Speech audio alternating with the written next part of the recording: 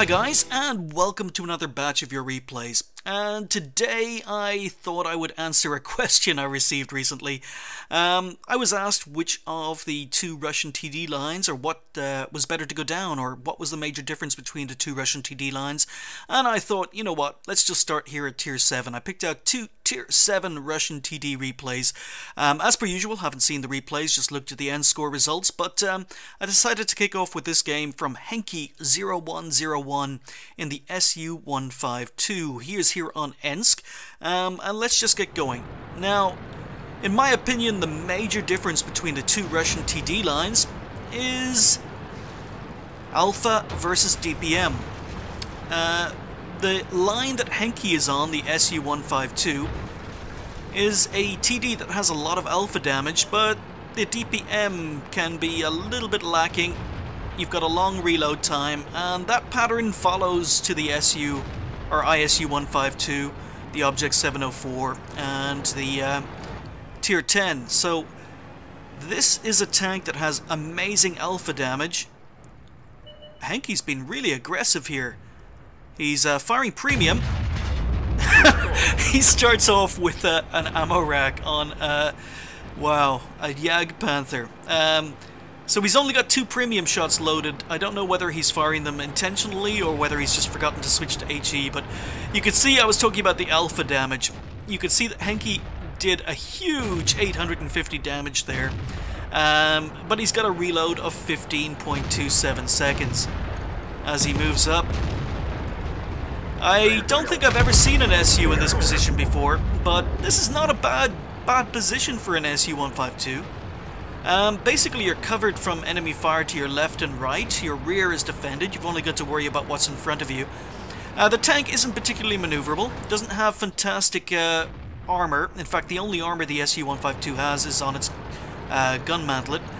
But it does have really, really high DPM. And Henki is setting up here for a shot on an E25. Firing HE fails to pen the E25, but 443 damage means the E25 does not want to come out and play anymore. That probably did a lot of crew damage, probably did a lot of module damage. So basically this is a tank that has a derp gun.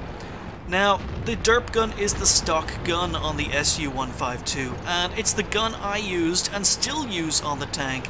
I decided to rebuy this tank recently. I play it regularly because I like my derp guns, but it's the stock gun. You don't actually need to unlock any other guns on this tank in order to make this tank playable. Henki's just continuing to advance here, spots RT, takes out RT for kill number 3. He's up to 1700 damage, has been really aggressive. Still on full health, no one's taken a shot at him, but yeah, that's the SU-152.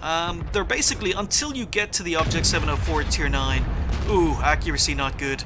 Misses a shot and looks like an AFK Panther. But until you get to the Object 704 at Tier 9, basically this line of Russian TDs, you can pretty much play them as if they don't have armor, but they have huge alpha damage. And a second ammo rack. Didn't need the ammo rack, but he gets a second ammo rack. So there is kill number 4. Looks like his team have easily won the 9-0 lines. Now Henki is moving back to support the tanks that are defending in the south. Oh, T20. And that is the downside to using a derp gun. The T20 was an easy one-hit kill, and unfortunately I think he may have hit the tracks or he may have hit the gun, but he only does 200 damage to the T20. But in the meantime, he's moving around. He's on 4 kills, 2,400 damage.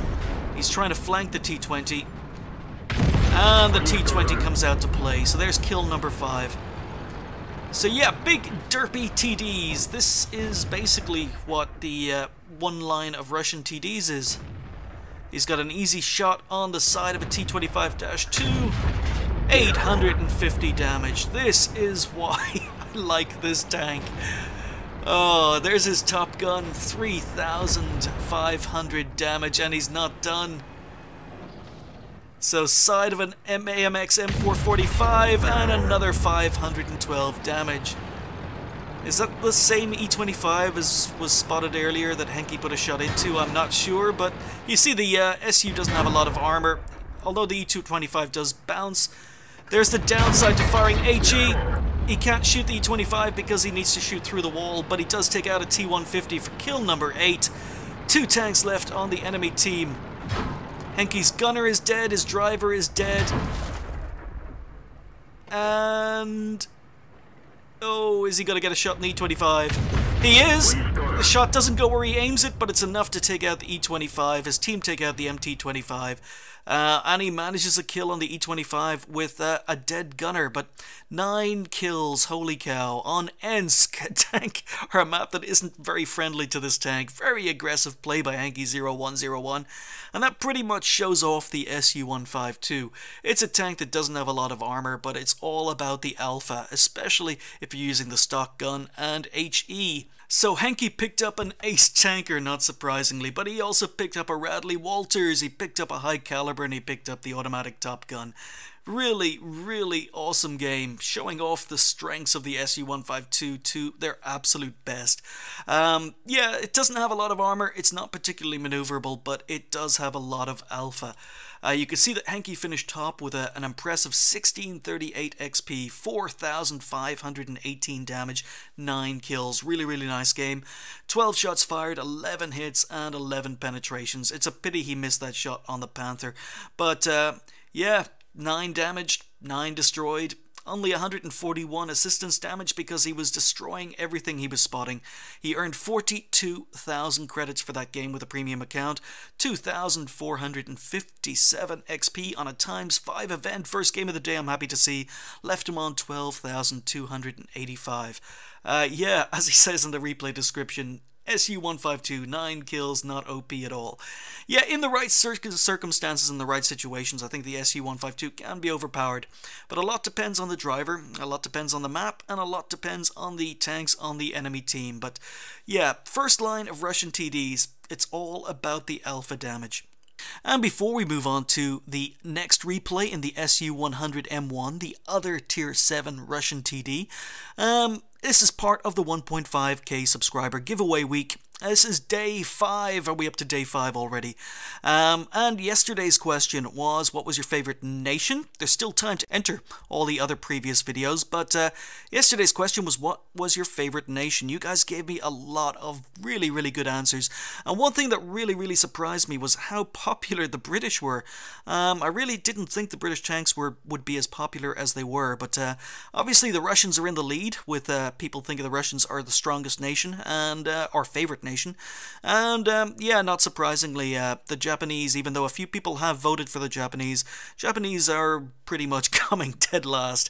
But what it did surprise me is how many of you like the British nation as your favorite line of tanks. That kind of surprised me. But anyway, moving on. Yesterday's question was favorite nation. Today's question is even harder. What is your favorite tank? So currently in game, what is your favorite tank in World of Tanks? Let's see if we can get some OP monsters mentioned in there. So if you want a chance of winning another classic Steam game, just let me know in the comments. What is your favorite tank in World of Tanks? Moving on, we've got this game on South Coast. It is South Coast. It is, yes. It's from Freubel, and he's in the other Tier 7 Russian TD, the SU-100M1. Now, continuing to answer the question I was given, which line is better or which line do I advise going down? It all depends on your playstyle. You see, in the first game, Henke showed off the SU-152 at its absolute best. It's not particularly mobile, it's not particularly well armored, but it's got high alpha. The SU-100M1 is pretty much the opposite. It's basically a tank that is mobile. It's very, very mobile. In fact, it plays a lot like the Panther II for the Germans in some ways. It looks very, very similar. It's fast, it's mobile, and it has some armor, although I don't think the armor is as good as maybe the Panther II's armor is. But it is possible to bounce some shots in the SU-100M1, but the armor is definitely better than the SU-152's. Not great, but it's definitely better than the SU-152's. The major difference is the SU-152 gets alpha damage, whereas the SU-100M1 doesn't. And when we take a look at the guns, what you'll notice is while the SU-152 had a big derpy high alpha damage gun, Yeah, the SU-100M1 doesn't... The alpha damage is quite low for a TD. It's only 250 alpha damage. The penetration is okay for tier 7. It's 175 millimeters, but yesterday I put up a T54 replay, or a T44 replay I should say, and you'll notice that this is pretty much the same gun. And that's the flavor of the second line of Russian TDs. It's a more mobile TD that basically gets a medium tank gun from a tier above it. So the SU-100M1 is using a gun that's very, very similar to the T-44s, but it's using it at tier 7. When you move up to the SU-101 at tier 8, that's using a gun that's very, very similar to the gun that's used on the T-54. So it's basically a medium tank that gets it's a tank destroyer that gets a medium tank gun from the medium tank that's directly above it in the tech tree. So basically, yeah, alpha damage is lacking, but this tank is all about its DPM. Again, haven't seen this replay, but I'm hoping that Freubel shows us the DPM in action. So let's get going. So you can see that the tank accelerates quite quickly. He's already up to 30 kilometers an hour. So you do have speed, you do have mobility in the SU-100M1 as opposed to the SU-152. You can see that his reload is 4.87 seconds, so the reload is very, very good. In fact, it's better on the TD than it is on the T-44, the tier 8 medium tank that has a very, very similar gun. So the DPM on the second line of Russian tanks is Russian TDs is very, very good. You can see 291 damage there, and these tanks are just being lit up, and Freubel could just go to work here. He's in the standard TD position here on South Coast. He's already up to 700 damage. Look at the DPM on this tank. Aim time is okay. More damage done. And unfortunate not to get a kill out of that sequence of play. Both the M6 and T-29 taken out by other tanks. So his team are moving up aggressively. They're moving up the 5-6 lines. They're getting lots of spots, and Freubel could put his gun in action again. Unfortunately, he's deciding to target an AT-15, and at distance, the AT-15's armor is going to be a very, very tricky customer to penetrate. You see Freubel's missing some shots, not penning. Going for an easier, maybe shot in the Achilles. Nope, focusing on the AT-15. Yeah, so the penetration, it can let you down, especially when you are bottom tier. Now, Freubel isn't bottom tier, he's mid tier. It's a tier 8 game, he's a tier 7 tank, but this tank will see tier 9s. And 175 millimeters of penetration against tier 9s. Yeah, this tank is a little bit situational. The SU-152, because it's firing HE and using a derp gun, if you choose to use the derp gun on the SU-152, is a little bit more competitive, because against tier 9s you can do damage. You can be very annoying as a tier 7 in a tier 9 game. I think the SU-100M1 is a little bit more situational. It struggles a little bit more when it's bottom tier. But at the moment, Freubel is just looking for shots. A lot of tanks spotted down on the beach. The other thing I forgot to mention about this tank that I absolutely hated about it when I played it first time round is its gun depression. The gun depression on the SU-100M1 is not very good. It's got a rear-mounted gun, so fortunately it can be quite difficult to get the gun down over the front of the tank. Off the top of my head, I'm not quite sure what the gun depression is, but I do remember it was very disappointing. And that's a problem you also suffer at tier 8 in the SU-101. The gun depression can be very, very annoying. So Freubel's just looking for targets of opportunity.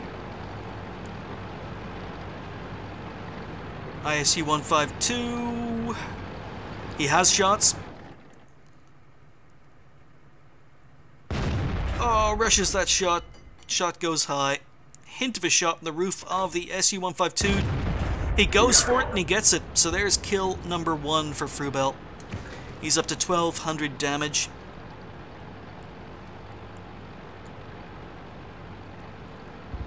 Yeah, we're not really getting... Oh, there's an Achilles down in the town somewhere. We're not really getting to see the maneuverability of the tank in the replay so far. But at least we did get to see some of the DPM. Low alpha damage, high DPM. So Freubel is setting up stock T-29 in the town below him, but it looks as if the enemy tanks are all on the beach.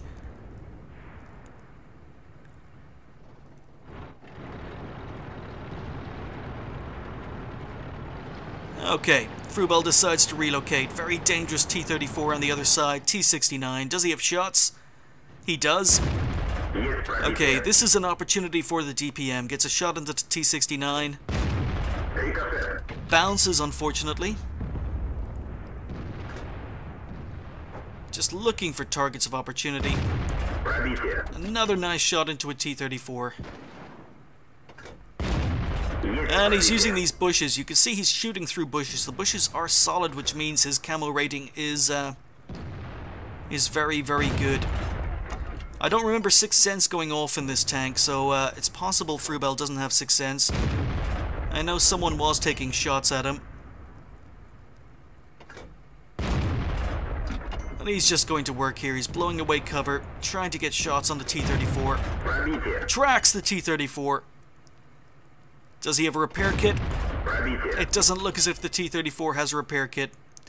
But he does have a fast repair crew, but it doesn't matter. Freubel takes him out. Very dangerous. Best player on the enemy team in a top tier heavy. Freubel's on 2 kills. He's up to 2.5k damage.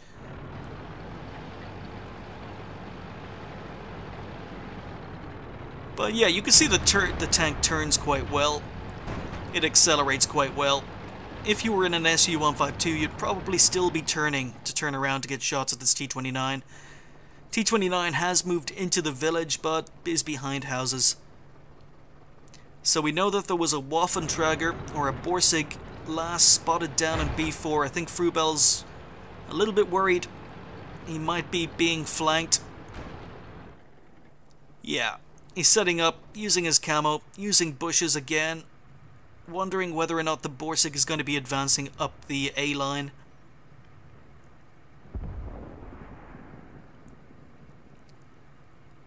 So, Freubel's showing some good map awareness. But it's been a pretty much typical TD game so far. He's just defending his base, he's taking shots where he can, targets of opportunity. Borsig has been spotted down on the beach again. That may be why Freubel decided to relocate.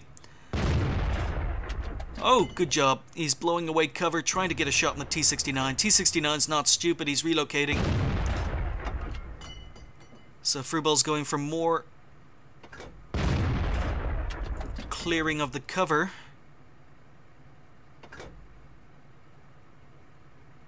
T-69 still up there. Now there are no friendly tanks left on the 9-0 lines. We know there was a T-150, we know there was a T-69 on the 9-0 lines, but there's no more cover up there. Just RT left on the 9-0 lines.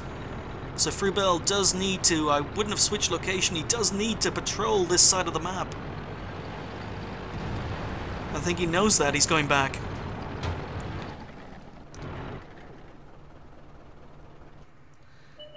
So Freubel's carrying a lot of premium ammo. He's down to 1 round of regular AP left. He's up to 2.5k damage, 2 kills. Now his RT has run for it. I don't know what Freubel... I would probably have stayed back and waited for the T-150 to come up, but you can see that the armor on the SU-100M1 is not fantastic. It's not a very heavy tank, so ramming is not a good idea either. Now he gets hit by RT. He's getting hit by something else.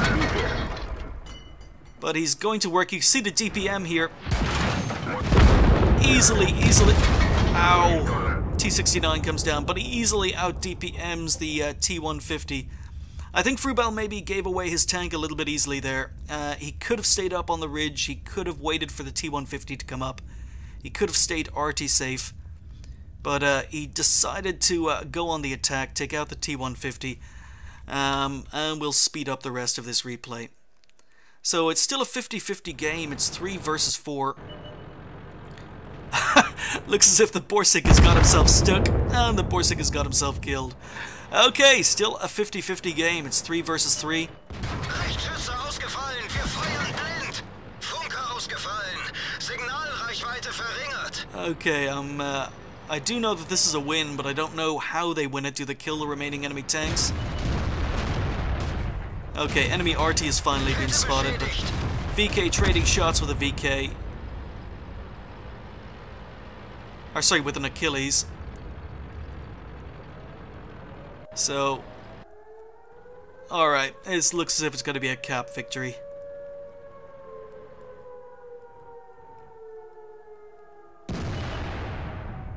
So even though Freubel met an unfortunate end at the end of that game, it was still an ace tanker in the SU-100M1, and you don't see a lot of SU-100M1 replays on YouTube. I think it's because the tank's a little bit underwhelming. As I say, I think the SU-152 is a stronger tank regarding matchmaking. It can still do a job in Tier 9 games, whereas the SU-100M1 is a little bit situational when it comes to the tanks that are on the enemy team. The major difference between the two TD lines are the fact that you get high alpha damage versus high DPM. You could see the high DPM in that game. Also, the second line of Russian tanks are far more mobile and slightly better armoured than the first line of Russian tanks. So, yeah, I think the SU-100M1, it's okay. I didn't like the gun depression, didn't think the armour was fantastic, but it definitely is better than it is on the SU-152. And the gun, when you get the opportunity to shoot the gun, the DPM is very, very good. But to be honest, personally, I'd prefer driving an SU-152 because it's just a far better tank. It's a borderline OP and doesn't care if it's shooting Tier 9s. So, yeah, ace tanker for Freubel. He also picked up a high caliber in that game. He finished up on XP with 1264, 3,441 damage done in a Tier 7 and a Tier 8 game, 3 kills. Yeah, and I think the tank is okay, but definitely not worth keeping. He fired 28, hit 21, and he only penned 15. So there's that penetration, only 175mm of penetration. When you come up against tanks like AT-15s, when you come up against tanks like Tier 9 heavies, the gun really, really is lacking compared to the SU-152. He received 5 hits and only one of them was a non-penetration. So the SU-152, or SU-100M1, does have better armor than the SU-152, but not by much. I didn't ever find the armor was good on the tank. He spotted 2, damaged 7, destroyed 3, did 1,000 assistance damage, and ended up earning 24,500 credits with a premium account. 18, 16, or 96 on a premium account on a ×2 first game of the day. Left him on 3,792 XP. So I want to thank Freubel and Henky0101 for sending those replays in, and it gave me an opportunity to answer those questions. Which do I prefer of the two Russian TD lines? Which one do I think is better, and what are the major differences between the two of them? I prefer, personally, the SU-152 line, because I think the tanks are more competitive even when they're bottom tier, all the way up to Tier 10. I'm not as much of a fan of the second line of tanks. The major difference between the two of them are high alpha versus high DPM. More traditional TD play in the SU-152 line, whereas the SU-100M1 line, they're fast, they're mobile, they give you a little bit more flexibility on the battlefield because you can relocate, you can move to where a flank maybe needs support. I think they're more versatile tanks, but I think they suffer a little bit when they are bottom tier compared to maybe the SU-152 line. I prefer the SU-152 line, but they're both reasonable lines of tanks. It depends a lot on your playstyle. It depends on what you want from your tanks. I don't think it's bad. I'm not a fan. I just prefer the SU-152 line. And that's pretty much it. It's all down to your playstyle. If you prefer maneuverability, then maybe you might prefer to go for the SU-100M1. I don't think it's a good tank. I think it's okay. I think the DPM is pretty good. But I really wouldn't keep this tank. I think they get stronger. I think the SU-101 is okay. I think the SU-152-54 is a very, very good tank. And again, I've unlocked the final tank, but haven't actually bought it on the second line. So yeah, I'd love to give you a better answer. It just comes down to your playstyle and whether you prefer alpha over DPM, maneuverability over static TD play. But anyway, as I say, want to thank you guys for sending those replays in. Want to remind you that today's question is, what is your favorite tank in World of Tanks? Thanks for watching. I'll see you next time.